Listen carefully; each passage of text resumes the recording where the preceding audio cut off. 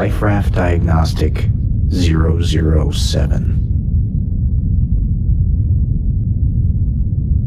The life raft is no more. I've been drifting untethered for a while now. My suit's O2 reserve down to 1% and falling quickly. Profound stillness surrounds me.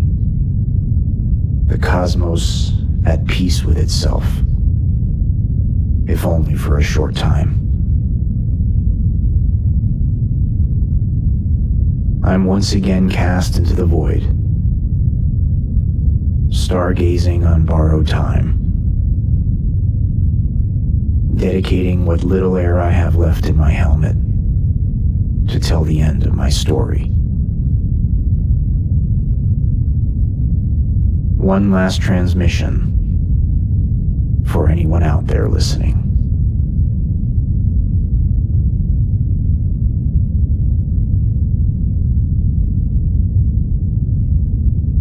What's left of the life raft is flotsam, floating debris in various forms, most now fading from my view. Among the wreckage, I cling to a mangled thermal protection tile, torn from the raft's exterior and hurled toward me in the explosion. It's the only piece of home that I have left. This broken sliver of carbon fiber, tattooed in cautionary signage for the technicians who once installed it. The surface is now desecrated in scorch marks. Any words that once adorned it, now illegible. That is, with the exception of one word that remains clear underneath the scratches and burns, stamped in faded red font, quietly glaring up at me. The word forward.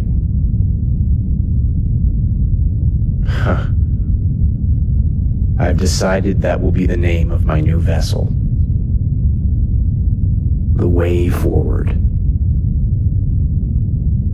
Powered by a hyperdrive that I forge with my own hands. Embers that I set ablaze from my own breath. Driven by what drives me. In my elder years, I'll claim my land designation on the colony. Plant a garden. Eat real food. Drink fresh water. Every night I'll break bread with the stars, telling our stories and sharing our secrets until sleep prevails. Every day, I'll bask in the warm light of the two suns, turning my pale skin gold and bringing my garden to harvest. Because dying out here can't be so. It won't be so. Forward is all I have left.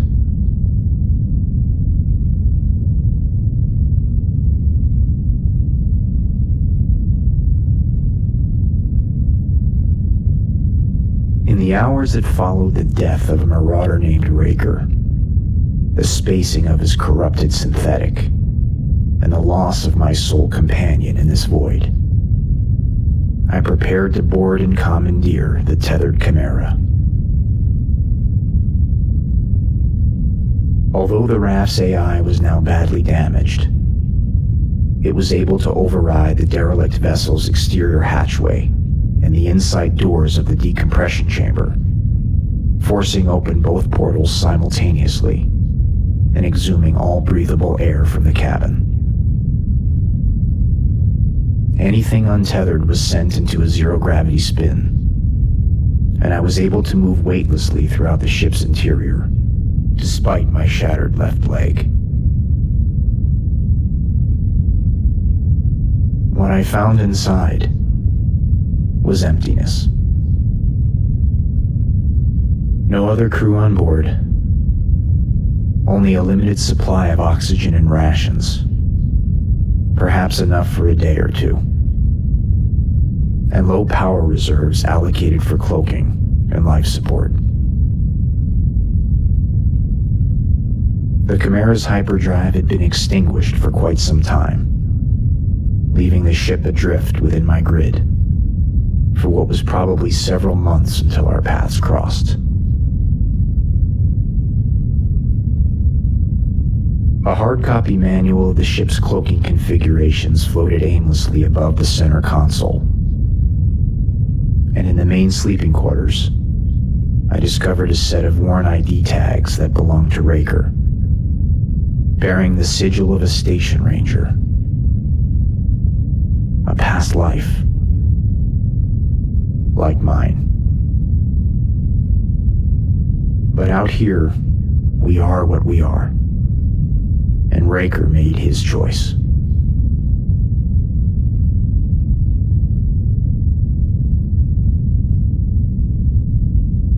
Even in death, Raker's work wasn't done just yet. Something I did, something I touched in the cabin, triggered a beacon. I heard the ping loud and clear, emanating from the ship's control panel, followed by a return ping from something still on the grid. A synthetic. Although spaced, Cyrus continued to function on standby, and within moments, his return signal activated the ship's self-destruct protocols, commencing a 2-minute countdown over the Chimera's PA system.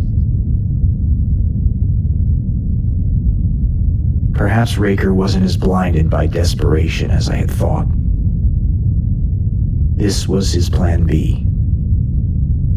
Scuttle the ship and take the raft out with it.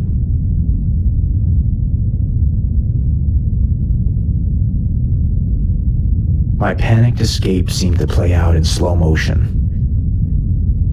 The sound of my heartbeat and my erratic breathing amplified within my helmet, my faceplate fogging up from the inside and obstructing my view. A momentary loss of direction. Vertigo.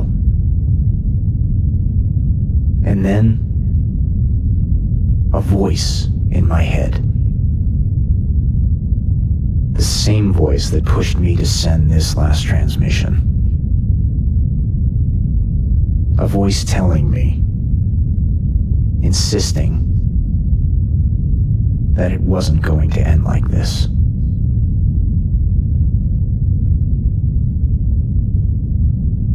At last, pushing through the Chimera's exit, I free-floated through the tentacle-like corridor that the tether cables created between our craft. Knowing the time was short, I frantically grabbed at the magnetized ends of the cables and pulled with every fiber of my being. But it was no use. The tethers were locked down and would not release their hold on the life raft. So, I did the only thing I could do.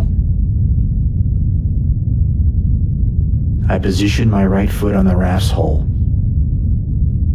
angled my body away from both vessels, and pushed off, propelling myself forcefully into the void above. I shut my eyes and braced for the impending impact of the explosion.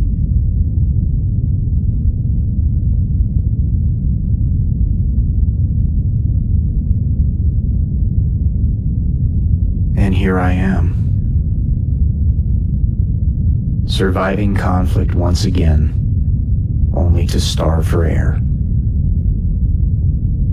grasping onto a piece of debris, the only remaining artifact from my ordeal, pretending that it still provides warmth and shelter, as the raft once did.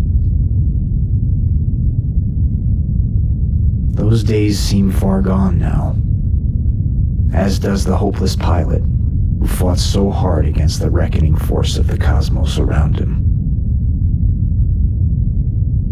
But now I understand.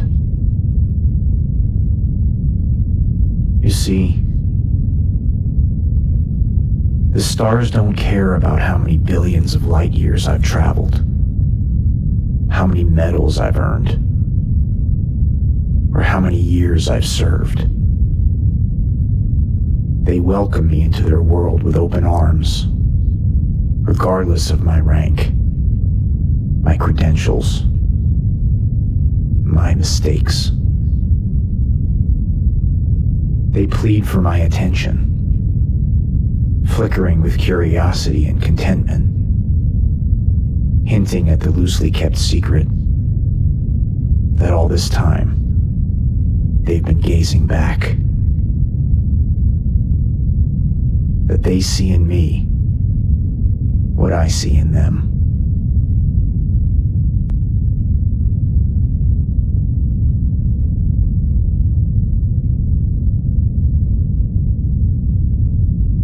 Oxygen level 0%. This is the end. I will keep this transmission running as long as I can.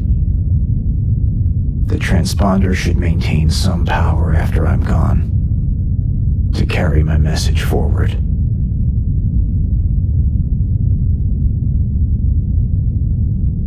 Forward. If I am to die out here, I will not die ruminating over the sins of the past.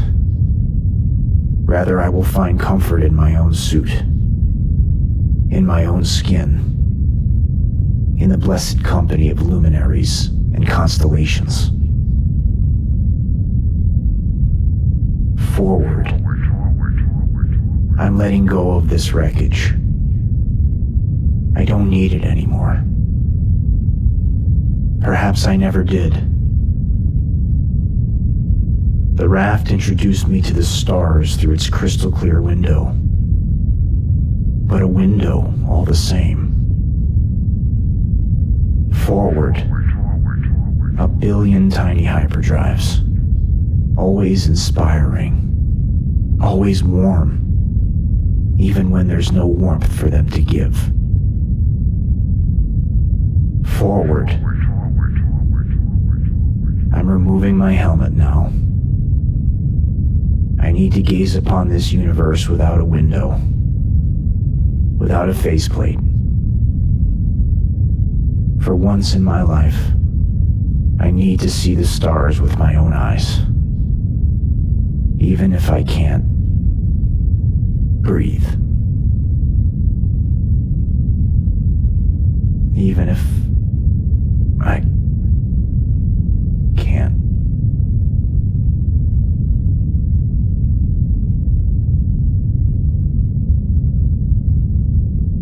breathe.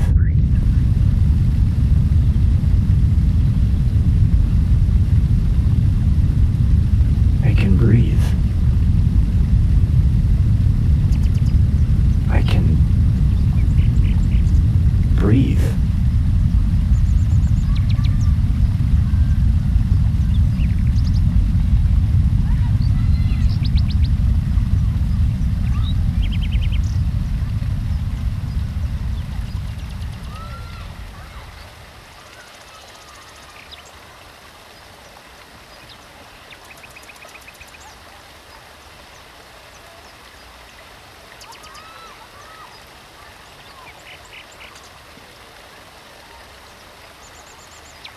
At last, I can breathe.